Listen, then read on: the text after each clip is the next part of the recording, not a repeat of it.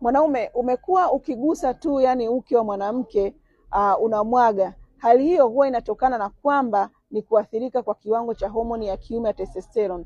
Kwa hiyo homoni hii ikishuka inapelekea mwanaume unapitia kipindi cha kuwa na premature ejaculation, yani unawahi sana kufika kileleni. Inawezekana ukawahi kumwaga ukiwa unashiriki tendo la ndoa au ukamwaga kabla ya kushiriki tendo la ndoa. Lakini pia huwa inatokana na kuathirika kwa mtiririko wa damu kuingia kwenye maumbile. Kwa hiyo inapelekea uume unakosa damu ya kutosha na hivyo kupelekea maumbile kuwahi kulegea. Kwa hiyo inapelekea mwanaume unawahi sana kumwaga kabla haujashiriki tendo la ndoa, au ukiwa unashiriki tendo la ndoa unawahi sana kumwaga.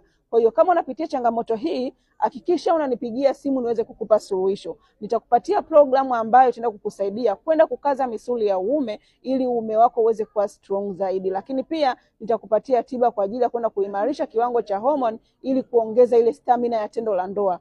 Usisahau kunifollow, kulike, kushare, comment post hii ili watu wengine waweze kujifunza zaidi.